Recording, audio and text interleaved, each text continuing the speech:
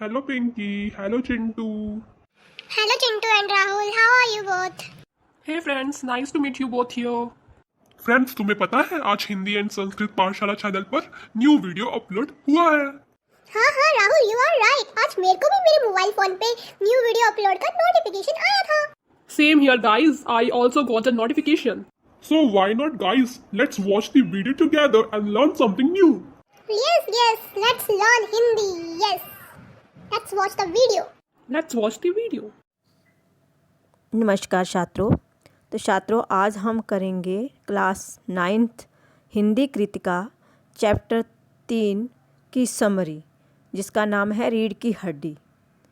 तो रीढ़ की हड्डी पाठ का सारांश के बारे में जान लेते हैं पहले, उसके बाद कुछ शब्दार्थ डाले हैं।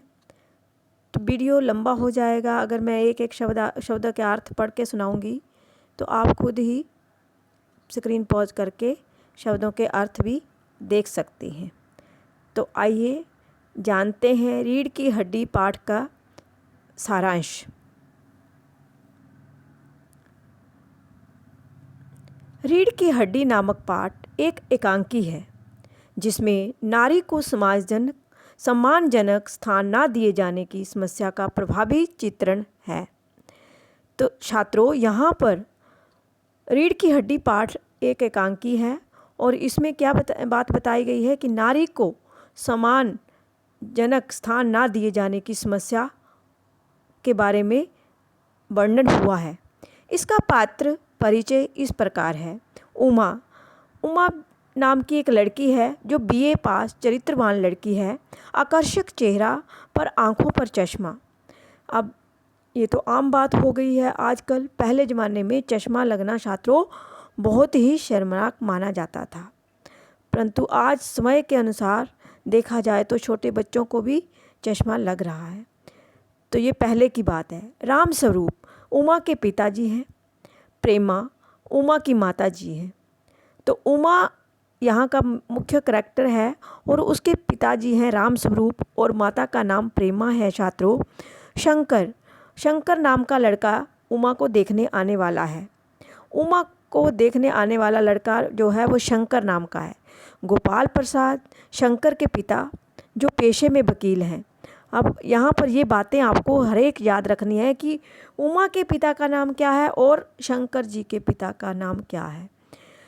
तो शंकर जी के पिता का नाम गोपाल प्रसाद है जो पेशे से वकील हैं, लॉयर हैं। रतन नौकर है। राम स्वरूप की पुत्री उमा को देखने लड़के आने वाले हैं। अब राम स्वरूप की जो बेटी है उमा, उसको क्या है लड़के वाले देखने आने वाले हैं। उनके स्वागत की तैयारी चल रही है। राम स्वरूप अपने नौकर के साथ राम स्वरूप जो है अपने नौकर के साथ तख्त और उस पर बिछाई जाने वाली चादर से ठीक करते हैं। प्रेमा राम स्वरूप से कहती है कि उमा मुँह फुलाए बैठी है। अब प्रेमा राम स्वरूप की पत्नी है तो वो उसके साथ बात कर रही है अपने पति के साथ कि उमा जो है वो मुंह फुलाकर बैठी हुई है। तुम्ही ने उसे सिर पढ़ा लिखा कर सिर पर चढ़ा रखा है। इससे तो अच्छा हमारा ही ज़माना था जब लड़कियां कम पढ़ा लिखा करती थी। उमा को देखने आने वाले के स्वागत का राम स्वरूप ने पूरा प्रबंध कर रखा है।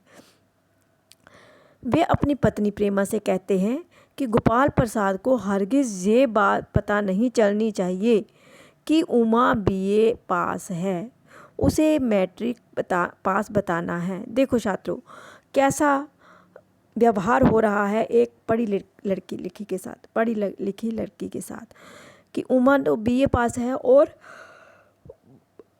उस समय जो था वह ज़्यादा पढ़ा लिखा होना जो है उसको छुपा रहे हैं उमा जी के पिता।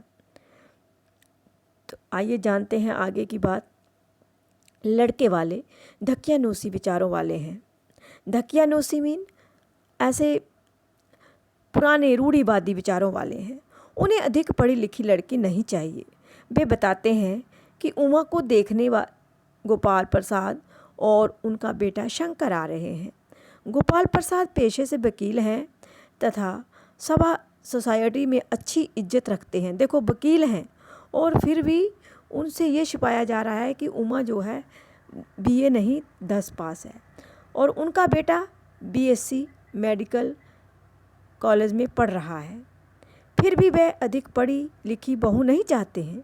देखो बेटा जो है उनका गोपाल जी का बीएससी मेडिकल में कर रहा है और फिर भी वह अधिक पढ़ी लिखी बहू नहीं चाहते हैं।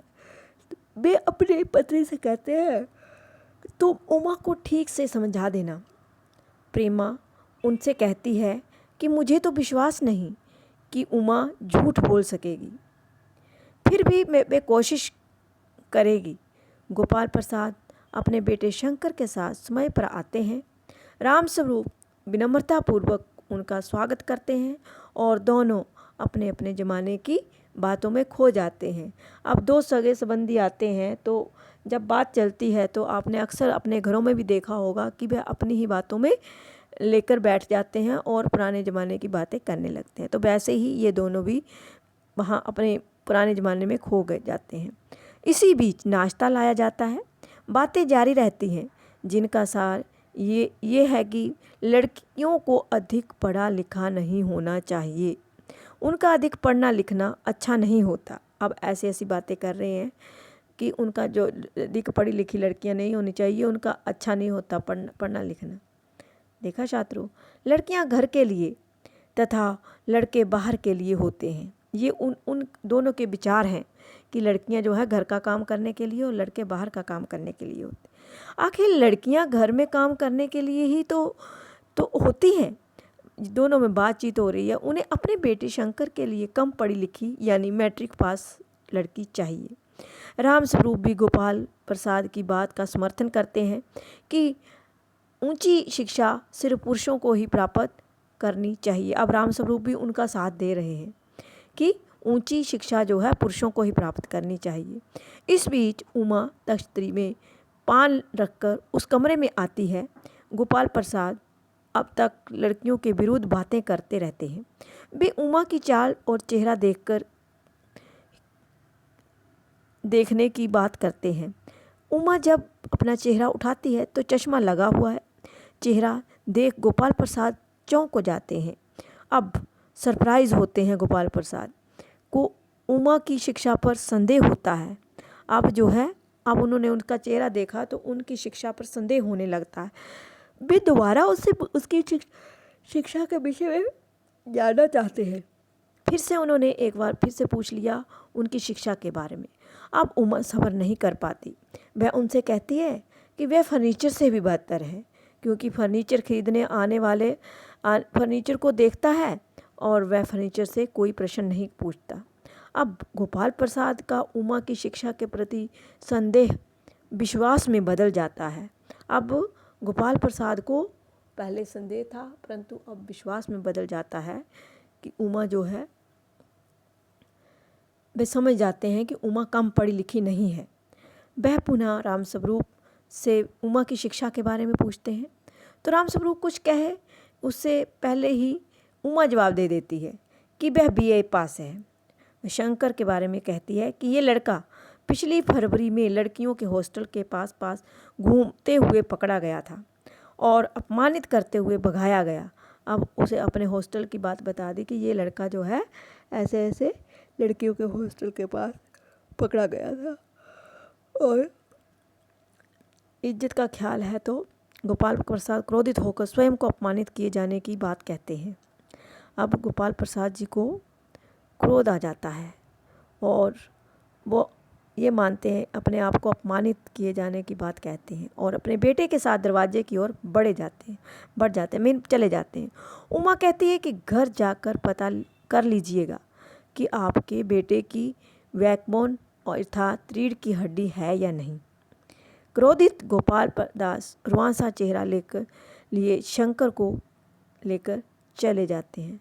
तो छात्रों, देखा लड़के की हिम्मत, उसने उसी के बारे में जो लड़का आया है उसके बारे में सच्चाई बता दी और अपनी बात रख दी, क्योंकि झूठ से हम कितने दिन आगे बढ़ सकते हैं। तो झूठ नहीं बोलना चाहिए, सच बोलना चाहिए। झूठ की बुनियाद पर कोई रिश्ता खड़ा नहीं हो सकता। तो ये थी रीढ़ की हड्डी की समरी। यहाँ पर कुछ शब्दार्थ दिए गए हैं। आपको ये वीडियो पॉज करके आपको लगता है कि ये कठिन शब्द अर्थ आपके काम आने वाले हैं तो आप पढ़ सकते हैं, क्योंकि अगर मैं पढ़ने लगी तो वीडियो बहुत लंबा हो जाएगा। ये 3 पेज हैं और यहाँ पर आप अपनी इच्छा अनुसार वीडियो पॉज करके अर्थ जान सकते हैं। ये आपकी सुविधा के लिए मैंने ये वीडियो बनाया है। पहले पाठ की स्टोरी समझिएगा, उसके बाद जो भी आपको टफ वर्ड आपको लगते हैं, शब्द लगते हैं, तो आप इन्हें देखकर याद कर लेना। ये आपकी परीक्षा के लिए काम आएंगे, क्योंकि परीक्षा में सेंटेंस बनाने को भी आते हैं। कई बार हमें अपठित या पठित गद्यांश दिया जाता है, उसमें मीनिंग पूछ लिए जाते हैं। तो आप अपनी परीक्षा की तैयारी करके जाना। और वीडियो कैसा लगा कमेंट करके ज़रूर बताना।